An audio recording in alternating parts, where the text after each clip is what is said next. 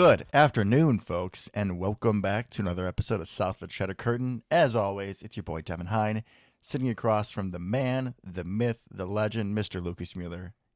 One side of the folks, Luke. Hello, folks. Alrighty, guys, well, we are back. This has been our longest hiatus of the season, so well done so far, I would say. I think so good. We kind of took an early bye week. Yeah, we I think did. is how we're going to put it. Yeah, scheduling just did not work out for us last week, did it? No, it did not. But after that disappointing Eagles game, it wasn't the worst thing in the world. Yeah, I think because the Eagles game, I mean, we had some hope, right? We had some hope for a lot of it, and then a little crushed, but still overall happy with the performance. And right after that, we got the Bears, which is always a treat. It is. Yeah, I know. I'm happy that there was no shit talk to me about being, sad if the Bears lost, but Not yet. so I shouldn't have brought those demons upon myself. All right, let's start our show as we always do with I think and I know. I will start us off as always. I appreciate it. I think that what is developing in our backfield is reminiscent of when the Titans drafted Derrick Henry. They had a running back by the name of Dion Lewis. This guy was a Patriot, kind of bounced around a little bit.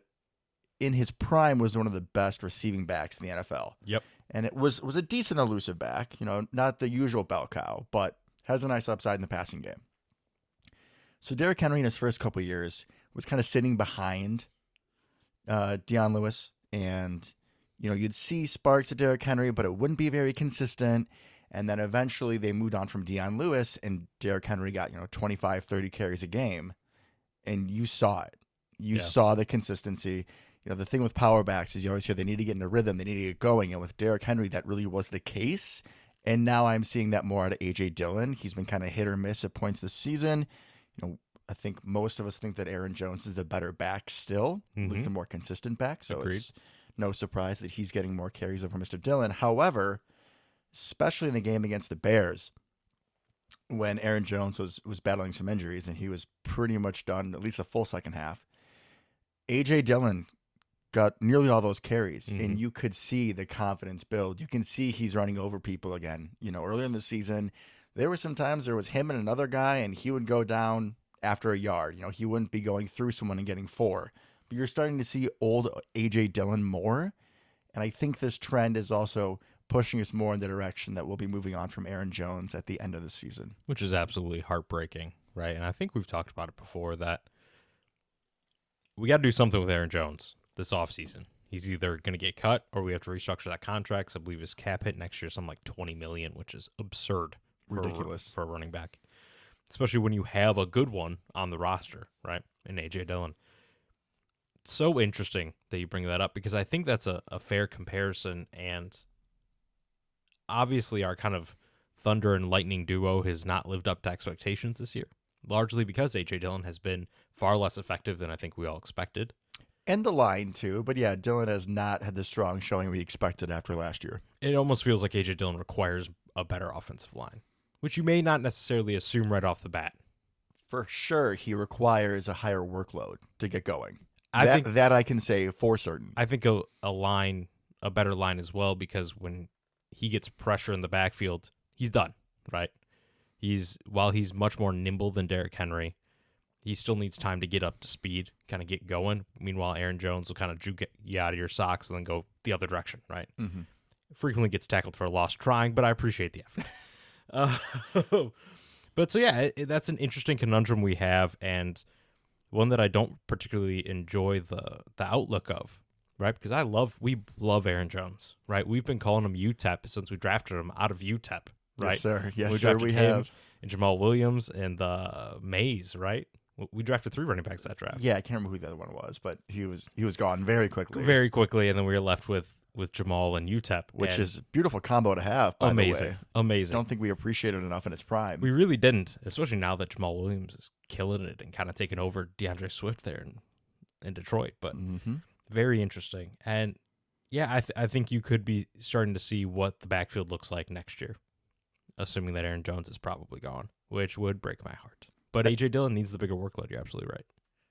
And that's an idea of what the backfield looks like next year, but we would for sure have to add another piece, maybe late in the draft, maybe go to the bargain bin free agency, but we are not starting next year with just A.J. Dillon and Patrick Taylor.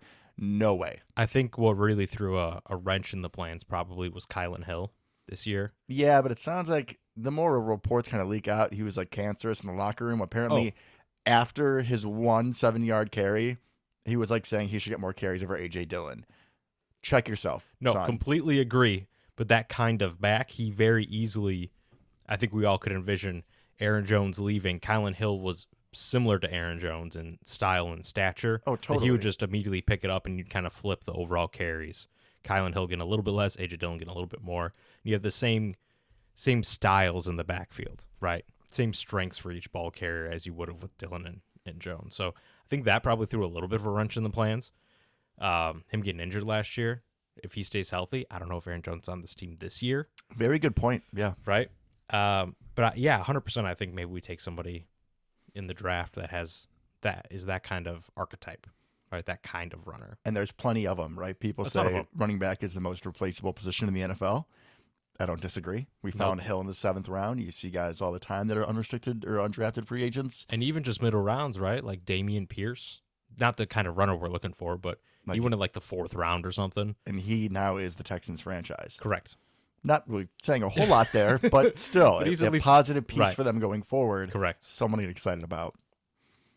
Speaking of something to be excited about, you're up. Oh, God. Okay. Yeah, that's how that works. We go back and forth. So I talk, now it's your turn. Fair enough. So I think we may be seeing the last of McHenry's own in a Green Bay uniform, which once again would break my heart because he's in McHenry's own, but he is not looked great, right? And every game I kind of secretly hope that he's going to have a breakout game, which just keeps not coming, right? And throughout this year, with the lack of wide receiver options we've had at certain points of the year, you were hoping, I know we both were hoping, he'd kind of step up a little bit. And it's just good opportunity. It's just not there, right? And physically, he's just not there. Now, I know ACLs can frequently take, it's that second year where people kind of start looking like their normal selves again. But given that he's a free agent after this year, I don't know if we're going to bring him back, right? He hasn't really produced. So money's going to be tight again, correct. Even more tight. Now, maybe that's how you get him back because he's done nothing this year. He could come back on a super cheap deal maybe. Yeah, right? He hasn't looked great. And like you said, it's after the ACL. So right. Our team's really going to take a flyer on him. So maybe that keeps him cheap. But do we just want to move on? Once again, probably draft a tight end somewhere middle rounds that's an athletic freak. See what happens. Right? I could see us going down that route. But it makes me sad, man. He had a drop against the Bears, I'm pretty sure, because I texted you blaming you for something he did. Yes, you did. So he had a drop. That's starting to come up now. I think I said to you before the show, I was like, I cannot think of another Packer player who, when they get the ball in their hands, has like a lesser productivity after. Like you look at Yak, like you see Big Bob catch the ball, and you see the space around him. You think he's going to get like 5 or 10, and he's just tackled for like 1 yard. Like he does not possess the ability to separate anymore after the catch. And it's sad because, yeah, he was a great threat in this offense. He was a great story. Maybe even part of me liked a little bit of the whole McHenry zone thing. Oh, you 100% did. Maybe just a little bit. I think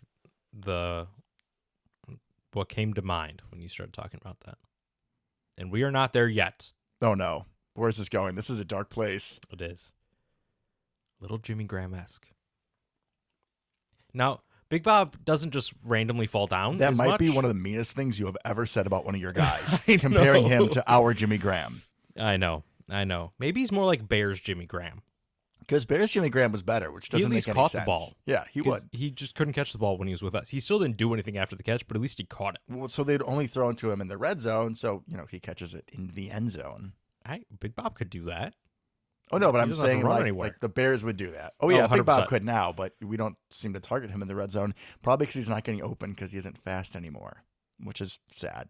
Agreed. So hopefully it comes back. Hopefully he and his speed come back. But yeah, it's starting to have the realization that I may not have any owns next year. We're going to have to draft somebody from Illinois. I may run out between him and Dean Lowry. I can't wait until your first mock draft for next year, and it's just like 6 guys out of Illinois. Like no one who even deserves to be drafted. Luke's just going to reach for all of them. 100%. So get ready for that, guys. It's like cradling in a corner. I need my own. Great. Love it. All right. I know that if you pull up the game film, Mm-hmm. you're not going to see from the Bears,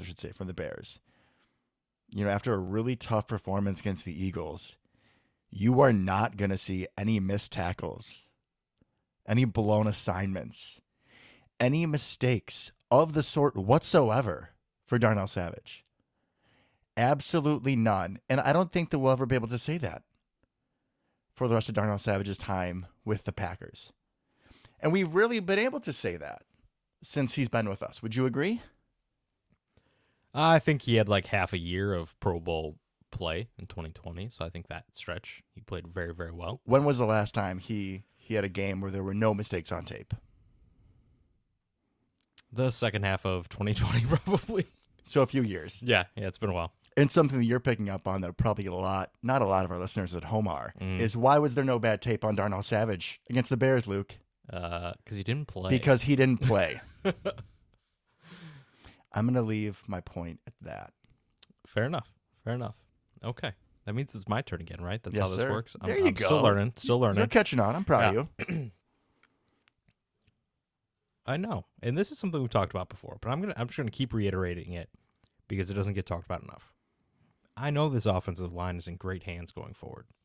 We're getting to the point where I don't even care so much if Bakhtiari ever becomes great again. Although he did look good before he went out with the appendectomy. So Which is just awful luck. Like, that can happen at any point. It's like, all right, kind of, a few weeks with his knee behaving itself, and appendix just shit the bed. Just Correct. time to go. And now he's a dad. Like shit is going on in his life right now. I think he's just done. I think we should just assume that he's not coming back, and Zach Tom is now the future left tackle. And hey, at least we know, right? True. Like, But how many NFL players have been more or less forced to retire if that happens due to an appendectomy?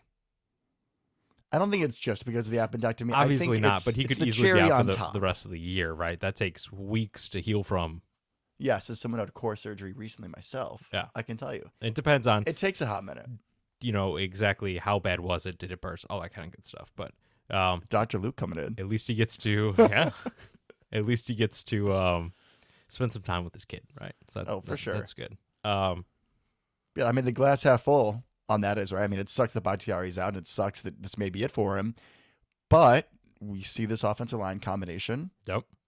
Nobody. being consistent. Rodgers wasn't pressured a whole lot, at least against the Bears. And they're terrible up front, but still. And against the Eagles, it was, manageable. Like, it wasn't like Rodgers was being sacked And every play. They have a good pass rush. And they have a very good pass rush. And they just added Naval Joseph and Ndamukong Suh, who aren't world beaters anymore, but they can still be dudes. I was still terrified of Ndamukong Suh trying to murder one of our linemen, but just for old time's sake. I didn't see any stomping, unfortunately. So No, should I we did even not. cover that Eagles game? No stomping, no point. We'll cover it when we get to our now weekly Christian Watson appreciation section of the podcast. But Which is just going to continue for the rest of the time. yes, because he's going to score a touchdown forever. I But hope the offensive line, good, because you didn't hear Zach Tom's name, right? Yeah. So he played well. Yash is still playing well at right tackle. Elgton's finally coming around. Like, his PFF grades have gotten a lot better the last couple of weeks. Can I buzzkill that for a second? You know that Elton's a free agent now, right? Yeah, no, I know. And he's looking good again. At the worst, like, Yeah, but the he hasn't best looked and good. worst possible He hasn't time. looked good for the entirety of the year, so I think hopefully that helps kind of keep his price down. He's clearly looked much better at guard, right, than tackle. Maybe that helps him keep his price down a little bit. But both him and Yash are both free agents. I think Yash is restricted, so I'm sure we'll bring him back. Yash won't be a problem. I think it's like a second-round tender or something, Yeah, and we'll no one's going to pay that. No. Nobody. I Like- love you, Yash. Like we but did last year with Big Bob, with like a second or something. We did the same thing for him. It doesn't matter. But I'm trying to think of what I would tenure Big Bob for this year. Like a sixth? I was thinking a sixth. Oh, God, that's so sad. That is. But so for anybody that doesn't know, explain what that means. Explain what we just talked about. Oh, It's not something we talk about a ton, so. Yeah, so when someone's a restricted free agent, like you can attach a tender to them. So basically, like if, let's just say, like with the Packers with the Big Bob last year. So if another team wanted to sign him, they would have to give us a second-round pick. Correct. So that's a pretty high praise. So we love Yash, but no one's going to be taking a second-round pick for Yash. I don't think so, no. So we're pretty safe with that. But yeah, Feel good about it. now looking back, the McHenry Zone was a second-round pick. It would have been nice if someone took him last year. Yeah, probably. Yeah. Which Oh, for which sure. hurts. Which hurts, right? But the offensive line as a whole has looked really good, I think, recently, and they're young, right? At this point now, with Bakhtiari out of the lineup, they're all super young, Super young, yeah. which means we could have this core for quite a while. As long as we can retain those two over the offseason, I'll be very excited and very happy for our future in the offensive line, right? One less thing to worry about. But I'm still a little skeptical. This is it's like the same story from last year. I'm still thinking what's going to be happening in free agency, right? There's so much cloudiness. So, yeah, the offensive line, either we're going to be feeling really good or there's going to be two must drafts early on or big free agents, which, again, I just think we're going to be very hampered with going into next year. I think the offensive line would be fine. I don't want Elgin to leave, obviously, but even with him leaving, I think we'd be okay. If he leaves, Sean Ryan's on drugs. Yeah. If you They think put him back on him real quick. if you think that what's his face is going to fix our problems, What's his face? yeah, because I can't even say it. It's like Lord Voldemort. You think Royce Newman is going to fix our problems? Then you're on drugs. No, I think we'd be able to fill a guard hole okay enough. Would you, Royce Newman, or drugs himself? Well, here's the thing. That's who we've put in a guard lately. But here's Luke. the thing. Here's the thing. We also have Rasheed Walker. Oh, we also have Jake Hansen. No, calm down. We also have Rasheed Walker. Who's a tackle? Yeah. And Zach Tom could, in theory, play guard. Is where Touche. I'm going with this. Touche. All right, that's a little outside the box. I'll give you some. And then you have golf clap. You have Yash and Rasheed Walker, and figure out who plays where, whatever. Probably Yash left tackle, Rasheed at right. What about Caleb Jones? Don't forget about that man, Oh, sir. don't worry. We'll talk more about him probably next week. Hopefully next week. Yes. So I feel pretty good overall. I think about the offensive line, even if one of the two of them don't come back, and We then can sort of plug and move. right, and even if Bakhtiari comes back and Yash doesn't, right, just a random combination, then we're fine because we have Zach Tom. He can go play right tackle, no problem. I feel fine. We're good. They're young. I feel good no matter what the quarterback decision is going forward. I feel good about the offensive line. I feel they're good short term and long term, which it's a good position group to have settled. So usually when we cover games, we go with our usual offense, defense, yada yada yada. But just based off of your statement, the quarterback situation, we had some developments in the past couple of weeks. We got to see Jordan Love play. I honestly think that's pretty much the only thing we need to talk about from the Eagles game. Yeah, I'm not going to disagree there. Jordan Love got to play. Aaron goes out with a rib injury, was able to play against the Bears. And then Aaron also had some interesting statements about talking about the development of Christian Watson. And compared it to the fact that when he was at Cal, he decided to leave, like he could have come back, I think, for his senior year. Yeah, his senior year. And he decided to leave, and then guess who comes to Cal the next year? Deshaun Jackson. And Aaron, Marshawn Lynch. And Marshawn Lynch. And Aaron was like definitely bummed and reflecting on that. Seems like he wished that he chose differently. So we got something to talk about in this quarterback room. Well, let's talk about what we saw a little bit from Jordan Love, and then let's talk about the quarterbacks in general. All right. And then we'll move on to our savior, that is Christian Watson. Prepare an eye roll because I loved what I saw out of Mr. Jordan. Didn't even give me time, man. Never. Never, ever. That man, he didn't look like the moment was too big for him. He looked good. He just came in. We were down by, 10? It was very obvious that we could not stop the Eagles defensively. Save our lives. No way. So you're coming in. I mean, Christian Watson's looking good, but it's still the weapons around you are not what you would like, right? We're still getting guys going. He comes right in. I think he led the field goal drive first. Correct. Field goal drive and then touchdown drive. He ended up going 6 of 9 for, it was like 150 yards, something like that. Yeah, something like that. It was a good day at the office. I think the big thing that I liked what I saw from him is he was very decisive in his reads. He read the field, so they weren't all he didn't just hit the back foot throw at the first read. But he had some throws that were finally what we've been looking for from him. Because I know something we've talked about in the past is, where's this arm? Yeah, where's the laser? We saw it, dude. We saw it. That shot in cover 2 to Aaron Jones, who dropped it. Just going to say that. Like, Aaron Jones, that's a hard catch, obviously, especially for a running back to kind of be twisting around on. But what a throw. I think the reason he didn't catch it is because he wasn't ready for it. Not because Jordan Love threw the ball in a poor spot, but because that ball had so much zip on it. Yeah. You often think about arm power, arm strength as like throwing the ball long down the field. But some Jordan Love's throws this game, just so much speed on it, like heaters, straight And up fastballs. The difference between someone who has that kind of velocity and someone who doesn't, like you said, isn't just like, oh, I can throw the ball 75 yards on the field. Whereas, you get somebody like, we're going to go old school a little bit, Vinny Testaverde or Brad Johnson or something. They're going to throw it like 50 yards and whatever. But yeah, they're wobblers, 50 yards. Or like the Beautiful. Tua, right? The big worry about Tua this year is he wouldn't be able to throw it that deep. Oh, yeah. And he still kind of can't, but it doesn't matter. So anyways, that shot in cover 2, that's a throw a lot of quarterbacks can't make because they don't have the velocity for it not to get picked off by one of the other ones. And won't make. Because they don't have the because of that confidence in it. chance, yeah. And there was another throw. It was a kind of like a deep out, right, on the sideline. And it wasn't on the close hash. That's a long throw. And if you don't have heat on that thing, it's getting picked off, return for a touchdown. Aaron Rodgers hates throwing that football. Mm-hmm. And Aaron Rodgers has the heat for it, but he hates that throw because it gets picked off, return for a touchdown. And he threw it confidently, hit that back foot. That thing came out. Boom, first down. It's like, all right. These are legitimate NFL throws. These are legitimate top half of the league NFL throws. How are you feeling in that game prior to him going in? Man, I felt bad for Aaron Rodgers. What I felt, I was like, dude is dying out there. But as a whole, like, what did you? Well, I felt like we were gonna lose. Right, didn't have a ton of hope. I felt I'd already kind of resigned myself to the outcome of the game, but was happy that we had put up the fight and displayed what we had because I thought there were a lot of good signs earlier in that game. But there's without a doubt Jordan Love coming in, just start ripping it.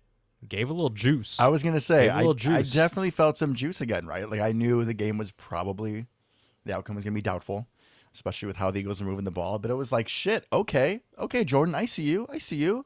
Keep ripping it. Keep going right at him. Like an old veteran who isn't scared. Right, he was attacking the defense, which I love. If we could get that onside kickback. Mm. I mean, it was close, man. It was a pretty good It's kick. crazy that we only lost by 7 points when, Jalen Hurts had 300 yards rushing in the first quarter. But we gave up 100 yards rushing over in the first 400 quarter. yards. Yeah, absolutely insane. Yeah, the amount of missed tackles was 22 supposedly. But if you just go back and watch the film, it was like every play, everybody missed everything. It's not even Madden on rookie. It's like your little kid brother who's never played a video game before. Like, correct. You're just like spinning in circles around him. Like you're just playing with your food, which I can't think of a time that I've seen a quarterback do that. Oh, wait, Colin Kaepernick. I was going to say, just every We've time we seen play that. a running quarterback, yeah. But it was everyone. I mean, Quay Walker did have a nice fumble recovery and had a nice couple stops, but like he got juked out of his shoes a few 100%. times. Darnell Savage, Oof. wish he didn't play in that game too. Same. But it was everyone. I don't think I can name one person. Maybe Devontae Wyatt because he didn't play a whole lot, but when he does, he's consistent. Yeah, we pretty should good. probably He get that flashes. guy on the field. I almost had that as my. I know That would have been a good one. I have no idea why Devontae isn't playing more. Because, like, Jerron Reed's not killing it. He had, like, a good game, right? and if, Dean Lowry's not killing it. No. Put him out there. and they're both not going to be on the team next year. Right, so put him out there. Let's see Devontae what we Wyatt got. looks good.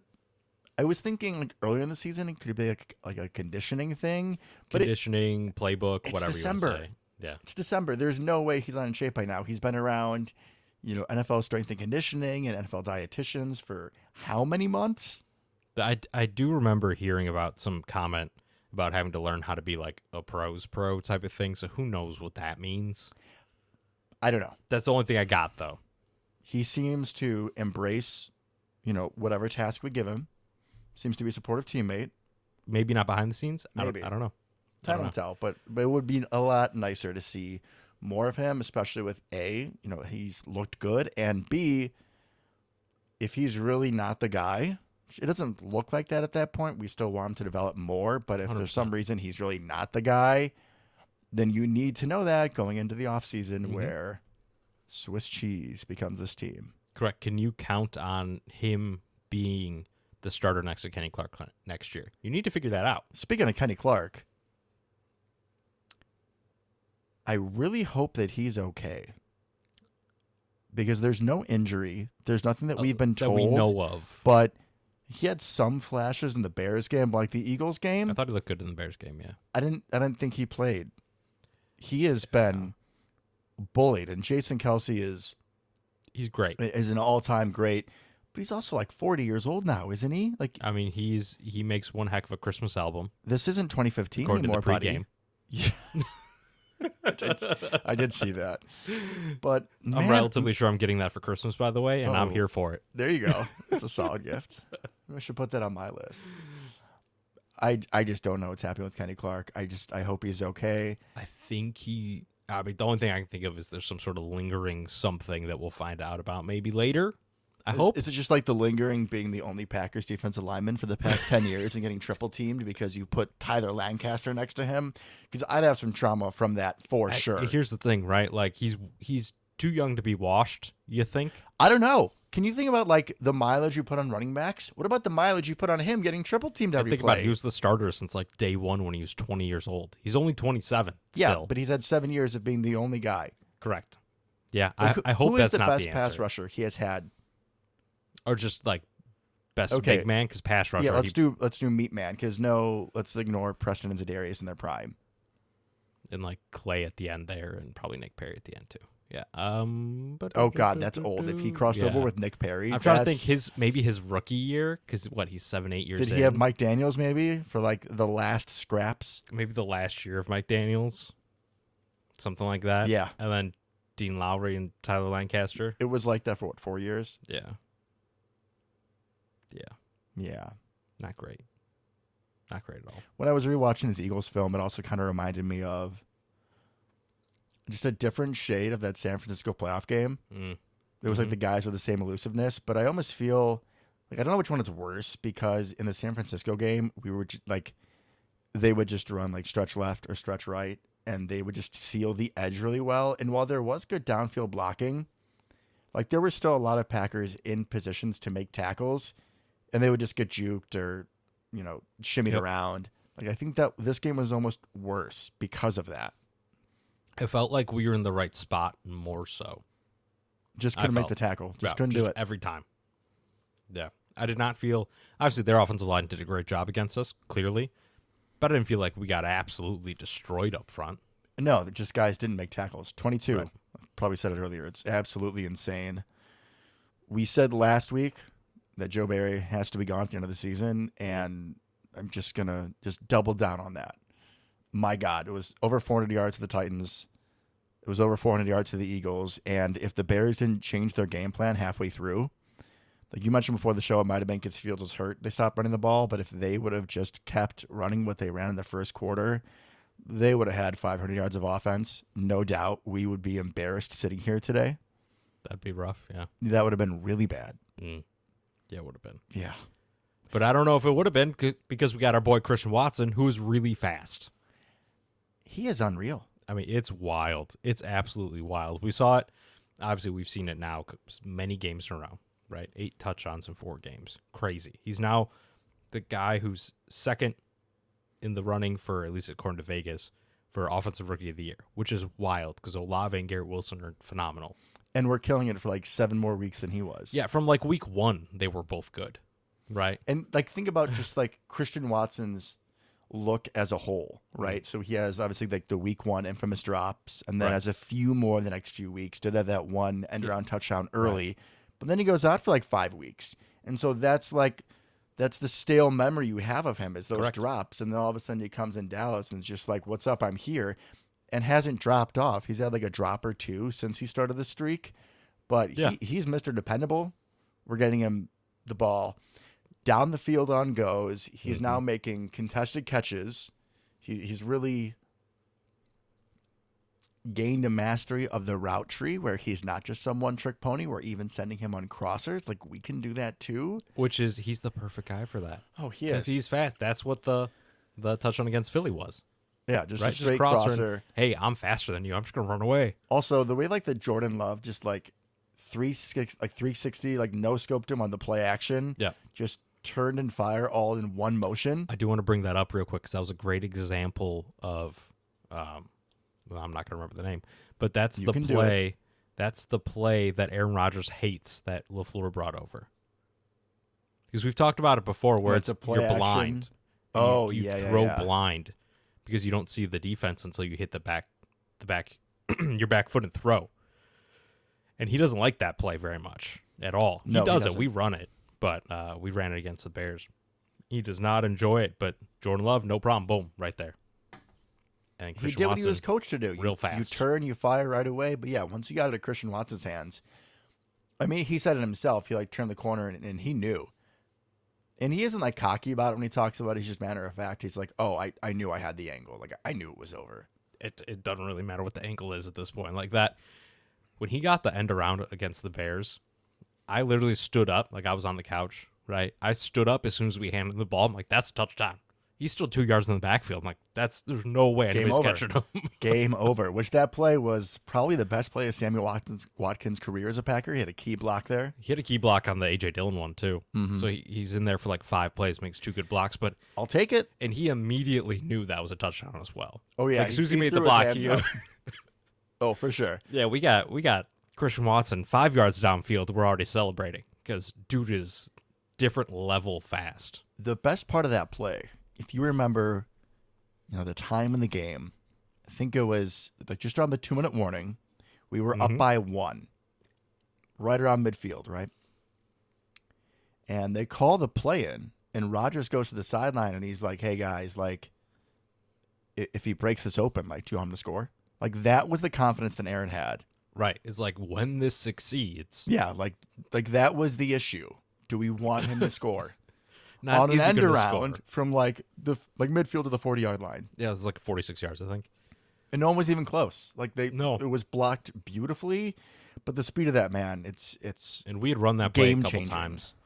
We had kind of run, not the end around, but put him in motion type of thing a couple times earlier, and then really paid off. That was good play calling. And like you said, that speed is just, oh my God. So fast, so game-changing. And a guy that big to be able to do that, ridiculous. and the fact now that he can go up and make some of those contested catches, because you see guys like like Deshaun Jackson, right, who's a straight burner, but he's really not making those 50-50 No. balls. He's too little. Could this be just a taller Deshaun Jackson?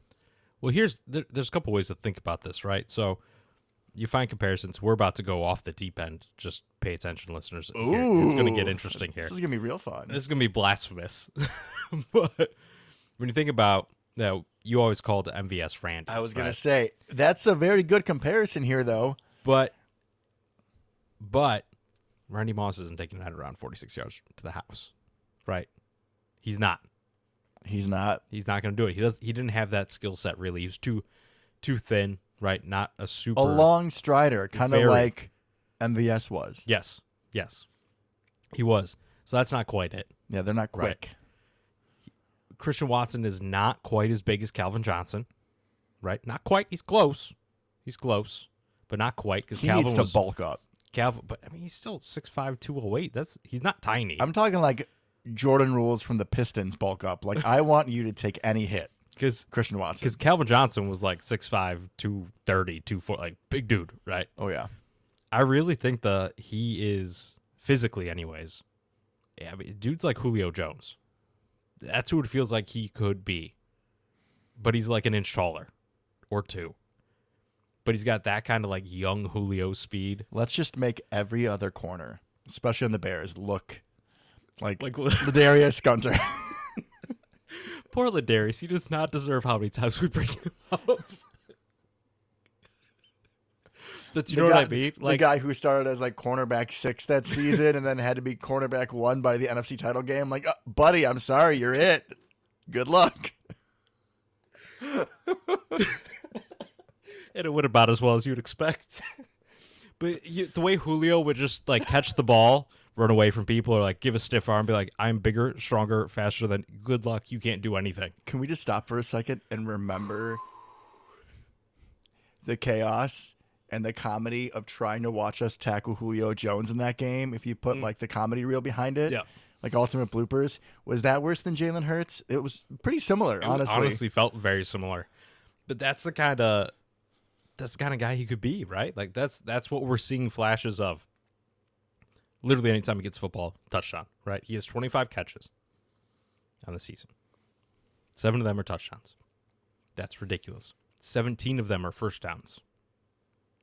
it's absolutely wild what he's able to do. And now you see he's also opening up things for other guys underneath. Like Lazard had a pretty good game against the Bears underneath because Christian Watson is taking that coverage with him. And even outside of 100%, 100%. Take the top off the defense. That's where we're really excited to see Romeo come back, probably after the bye, right? Ooh, let me pause you there. Well, I got one more thing about Christian. Okay? Okay, it's kind of connected, but you go first. Right? So 25 catches, 7 touchdowns, 5 rushes, 2 touchdowns. Like, dude just gets touchdowns. Doesn't matter how you get him the ball, he's going to score. Wild. Just that kind of efficiency is not sustainable. I get it. Right? But he's already proven, get the man the ball, he will score for you. Simple as that. Just a comparison with Christian Watson, Romeo Doubs. Could we be? Like, could this be like Deshaun Jackson, Jeremy Maclin? What are you talking except about? Christian Watson is way better than Deshaun Jackson. But I'm saying that combination was lethal. I'm Right, thinking that more. carried one of the best Eagles offenses ever. Jeremy Maclin. Jeremy Okay. Maclin was a stud. Okay. If Romeo Doubs is as good as Jeremy Maclin, we're set. That dude was a stud. You're not in wrong, Philly. but let's shoot a little higher. All right. Wait, I think that Romeo being Jeremy Maclin would be wonderful. I don't think we've seen enough for him. Like that's a generous comparison. I don't disagree, but I'm all in on these two right now. I'm all in. Romeo's clearly going to become Chris Carter. Okay, so we're going with the Randy. We have the better Randy Correct. and just Chris Carter. Jordan Love is, well, I'm not going to say Dante Culpepper because I hate Dante Is it Culpepper. Randall so- Cunningham? Or are you Randall going to go like Cunningham would Fran be more fun. Tarkenton? Where are you going? I think we can go. We can go Randall Cunningham. Yeah, I hate that's fine. Dante Culpepper. Yeah, no, I hate him. God. Hate him.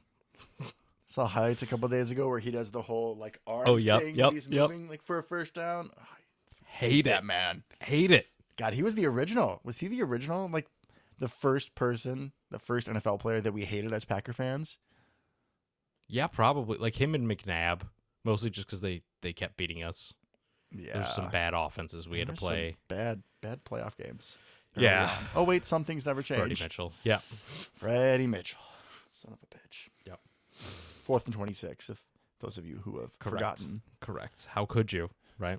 How could you? Anyways, that's the combo I'm shooting for at this point. Okay. A little tell. unrealistic, but I guess it's nice that, we're what?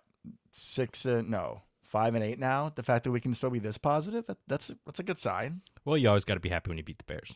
Oh, Right. yes. Oh, yes, we do. And it was great, too, because it was a throwback experience for me, right? I always remember, like, in high school or junior high, I could always tell, especially if it was a Packers-Bears game, but most of the time in general, how the Packers were doing based upon the amount of texts that I would get. Mm-hmm. It's probably predicted. If the Packers are winning, I wouldn't hear from anybody. Maybe you and Correct. JP, and that'd be it. But if they were losing, I would get a lot more text messages for some Weird reason. how that works, right? I had a couple of coworkers reach out during the game. Talking some smack Maybe, in that first maybe half. a little bit, yeah. Yeah. I don't know. It's just like, have Me you too. have you seen this Christian Watson guy? Welcome to the experience. I'm pretty sure I posted it on Facebook. Like, welcome to the Christian Watson experience. The season might be bleak, but the future is bright with this young man. Hey, put us out there throwing a Christian Watson. He's still going to get 10 touchdowns in the season, I think. Like, just whatever. Oh, easily. I cannot wait to see him play Minnesota.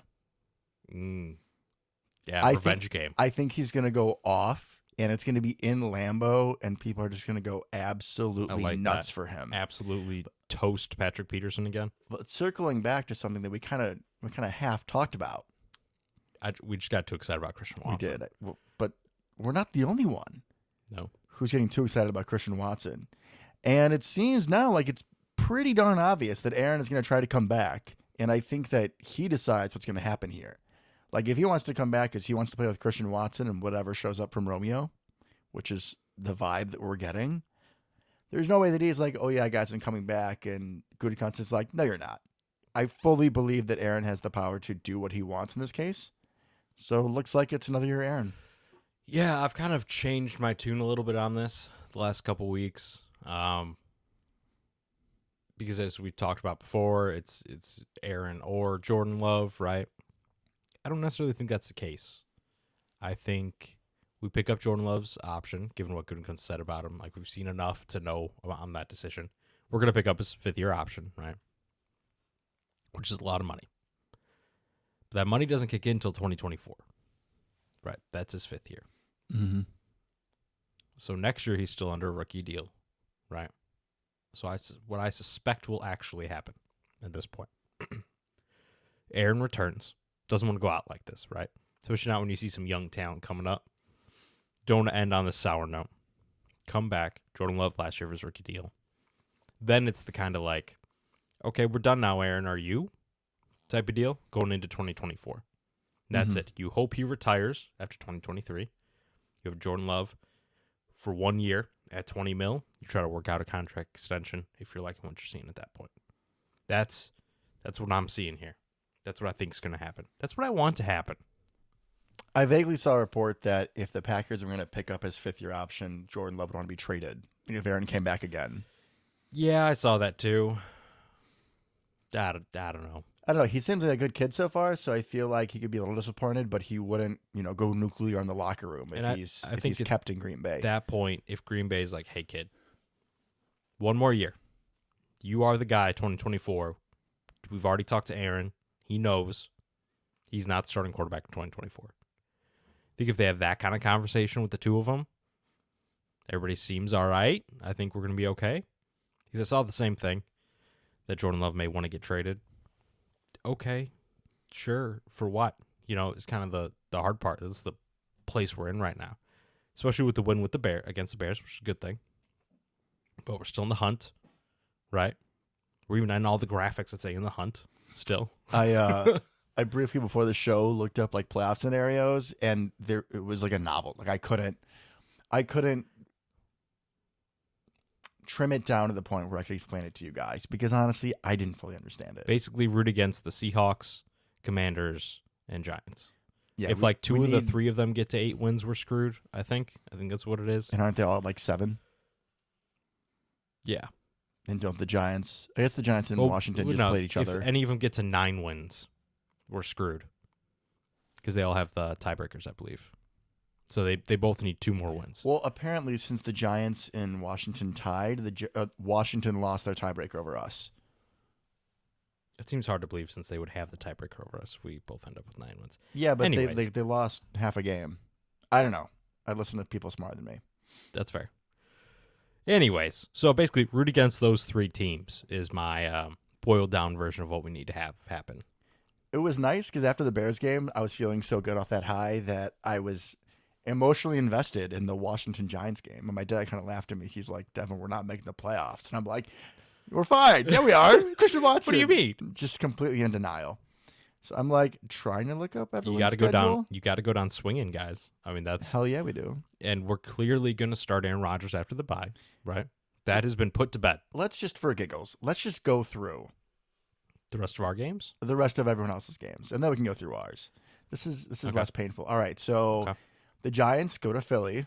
So hopefully Philly probably wins that. We're rooting for Philly. And then go to the Commanders. So did we root for another tie? 100%, yeah. Okay. And then no wins for either of those 2 teams.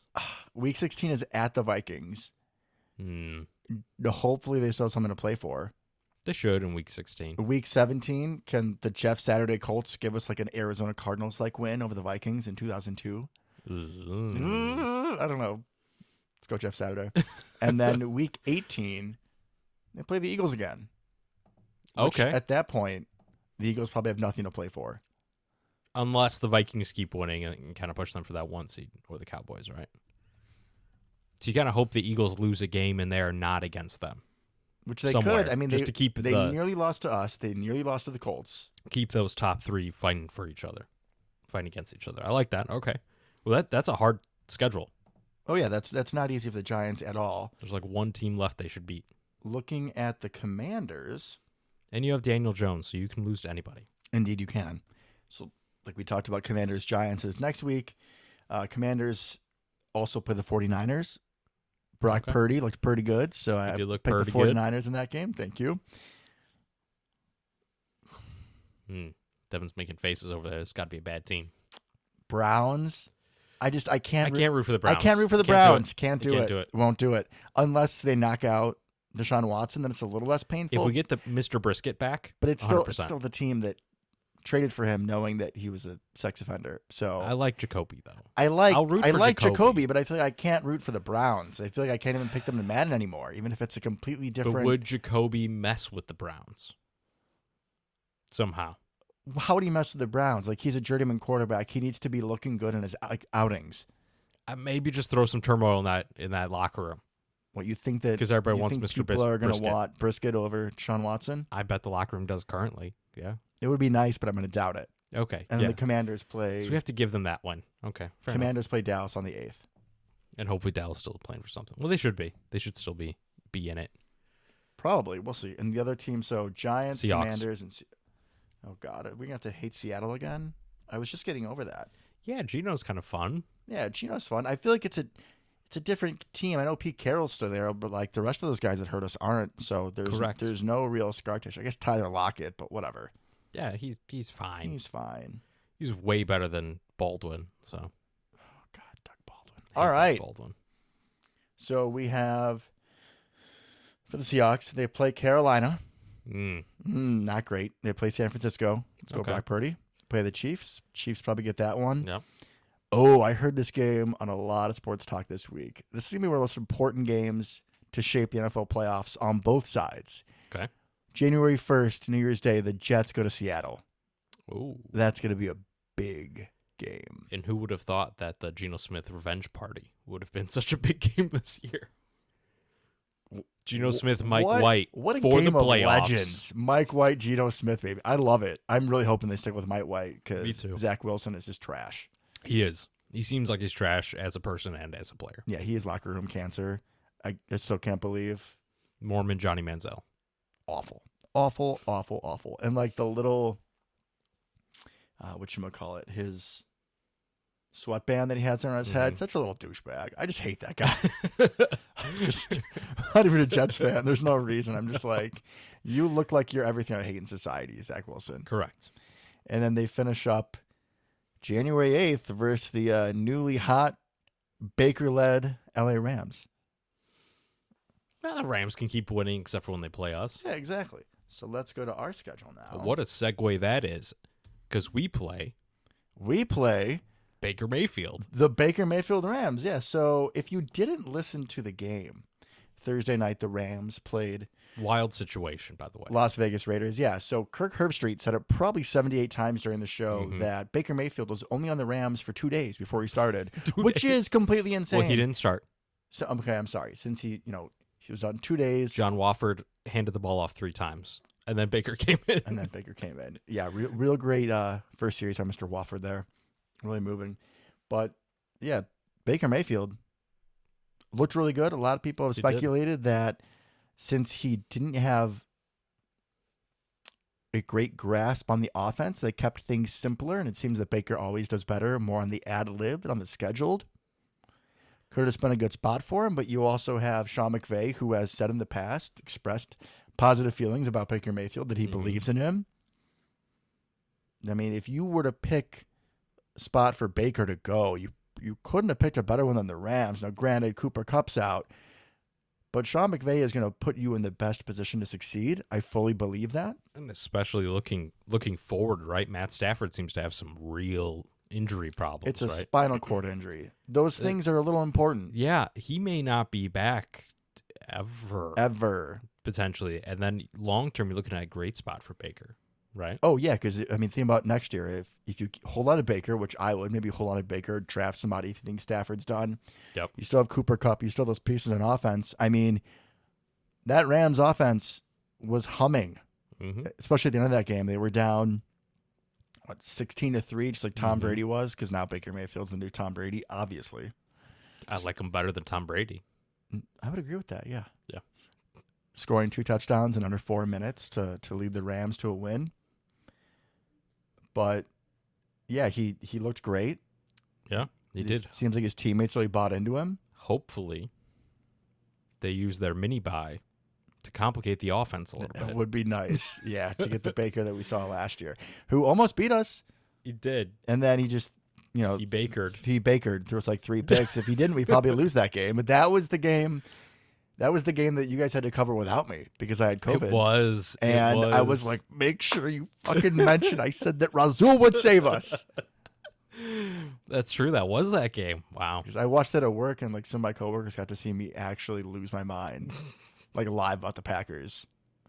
It's an experience, folks. I'll tell you that much. It's an experience. We should have watch parties sometime. Oh God. Hey, maybe if we get a little bit bigger, we'll do some streaming watch parties. When we get bigger, for sure. When we get that bigger. means keep spreading the word, guys. Please and thank you. But yeah, that'll be an interesting game against the Baker Rams. We got to win, obviously, if we have any hope going forward. We should be able to win. I don't know what. Aaron Donald was out for that game. He was, but he was like questionable or doubtful. So I think he'll be back for ours, he'll be back, which is for fine. Sure. Just have Elton own him like he has his entire life, and we'll be fine. Let's hope this isn't the one game that Aaron Donald actually shows up and does something. Against us? Yeah, no, we're good. This would not be a good time for We it. don't have Devontae to make fun of Jalen Ramsey anymore, though. But we got our boy. We got Christian Watson is going to make Jalen Ramsey look stupid. At least once. I'm he's going looking forward to it. Because Ramsey's going to be cocky as hell playing him impressive, and Christian Watson's going to be like, see ya, boy. I'm fast. I'm fast. I'm stupid fast. Oh, I can't wait. All right, so after we beat the Rams. Yeah. Positivity. I love it. Christmas, we go to Miami. That's a terrible time for us to go to Florida, by the way. It's going to be awful. Yeah. We're gonna lose that game probably. Yeah, they're really fast. They're really fast. And also they have half the 49ers. Correct. So this isn't even just like, we're playing a supercharged team. It's also, they got that guy that we didn't like to tackle in the playoffs. Yeah. And they got Tyreek, who no one likes to tackle, and they got Mr. Waddle, and who is even the Gesicki's greatest fine. celebration in the NFL. Did you see that credit? That long touchdown they scored last week? When it was one of the non-fast people, it wasn't one of that trio that scored. Was it like River Craycraft? It was somebody, whoever it was. And you just see, and it's a long, long touchdown. You just see Mostert and Waddle and Hill just booking it down the field, chasing them when they all catch up. And I'm like, good God. That's a lot of like 4-2 speed there. That's a lot. This team is not real. They're a Madden team. 100%. And Mike McDaniel, the nerd, is just like, all right. I love him so much. It's like, who's the fastest running back in all of the NFL? We'll take him. Who are the 2 fastest wide receivers in the NFL? We'll take them too. Yeah, we'll take that. We're going to take a giant at tight end who's also pretty fast. And that's all we care about. It's literally all that matters. Give the rest of defense. You guys do your thing. And we'll go from there. 100% a Madden team. Mike McDaniel is awesome. He's hilarious. Yeah. I love him so much. Don't love the whole Tua situation still, but he is pretty funny to listen to. I'll give him that. Correct. So if we somehow beat the Dolphins, we then just have the Vikings, the revenge game on New Year's Day, January We'll get the 1st. Vikings. I'm confident. It'd be nice. I mean, I also, think we can do it. they could have the division locked up, and we'll see how the number 1 seed plays out, but they could have little to play for sure. And then last game of the season, which I'm still hoping we go to. We need to do that. That'd be good for the January brand. 8th. It'd be good for the brand. It'd be good for us, bro. My birthday is 2 days before. There's a guilt trip for you. We're going. See how I just took that over? Boom. I done. like what you did there. Yeah, Lions. I mean, if we're betting here today, December 10th, I'm saying J-Lo is starting that game. Okay. And that'd be really fun to see. That would be fun to see. Him and all the young pieces. Maybe Devontae Wyatt has a few sacks. I think no matter what, it would be interesting because you have either J-Lo's playing, and we're playing a lot of young guys, or it's potentially a playoff game. Aaron Rodgers, one of his last starts. Potentially, yeah. But we're to the point. At this point, I feel like he's coming back, bro. Like, I really don't see. I do too, but he did that kind of like long, terribly photographed salute thing in Chicago that was very much felt like a send-off type of deal. Like, there's still some parts that we're to the point where he could retire any year, and it's going to be like, yeah, okay, makes sense. It would, but at this point, I would say I'd be surprised if I would be if too. he did this season, I'm especially just saying, with like, the whole. That could also be it potentially. That could be it. It's going to be one of the two, right? What, that it's either one of his last starts or J-Lo starting? Honestly, I think so, because we'll probably lose by then, yeah. Yeah.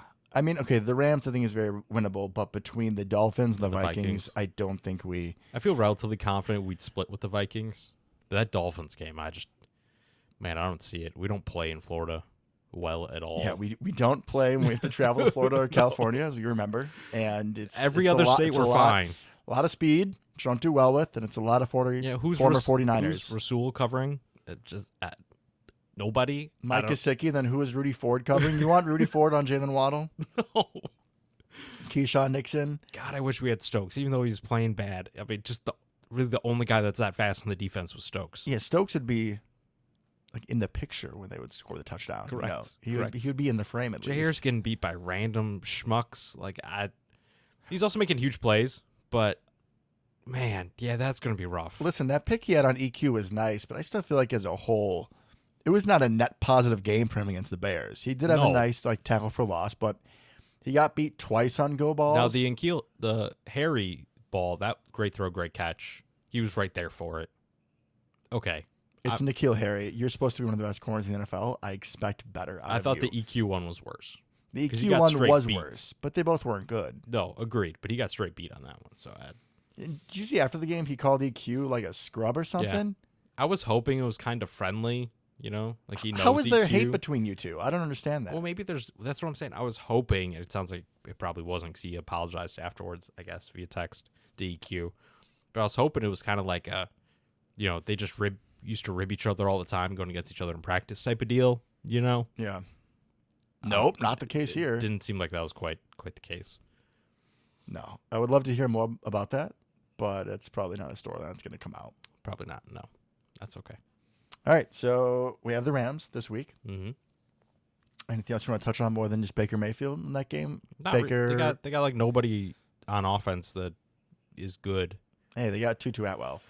Yeah, okay, who's got like 7 career receptions or whatever. He's gonna burn us 100%. Totally. We called it before the show. It's going to be Razul. Easy. Yep. Easy. And then Dollar Store Cooper Cup with Ben Skoranek, the Chronic. Dude, that guy was mossing people. The only reason Stafford ever threw to him is because he looked vaguely like Cooper Cup and he just got confused back there. Yeah, when they were on the field, I was like, why is that man getting any? Strategic number choice by Ben Skoranek, though, to be 18, which looks pretty similar to 10. It does. So smart move on his part. He's a smart dude. I should think he's like from the area. Is he? Oh, God. Am I secretly going to root for him to be I don't know. a free agent pickup? Oh, it was Zach Sanborn, or not Zach. Was it Jack Sanborn, linebacker for the Bears? Yeah, no, he's from Lake Zurich. Yeah, except in the Packers Daily, they were like, oh, he's from Lake Zurich. Oh, God, no. Yeah, it was terrible. Okay, I was excited because Fort Wayne, Indiana? Yeah. Yeah. He went to Northwestern and Notre Dame, and my brother-in-law loves Notre Dame. But hey, local schools. He went to Northwestern. I don't care about Northwestern. His name is Bennett William Skoranek. That's a name. Good God. Doesn't want to go by Bennett? Should have gone by Bennett. Honestly, sounds cooler. That's a lot more Bennett Skoranek. Distinguished. No, I'm not throwing any shame to the name Ben, but like, there's a lot of Bennett's Bens. better. Bennett? Bennett. I think it would make him like a little better release. Also, how hilarious is it that arguably their 2 top wide receivers are named Cooper and Bennett? Love that. Probably wear a lot of Sperry's. 100%. Probably talk about stocks a lot. Their dads are 100% lawyers or something. Oh, without a doubt. Should the rest of the show just be like us like looking up Ben Skoranek and profiling him? I think this is what happens when the Packers don't make the playoffs, guys. We usually dig deep to the Packers, so we're just gonna hit up any random player that we can. Correct. We'll have more for you after the game. Did you know in second grade, Ben Skoranek? Apologies, Bennett Skoranek. Bennett Skoranek, yes. Please forgive me. Alrighty, man. Well, it's been a weird couple of weeks. Nice after the Bears win. That Eagles game was a whole lot of emotions.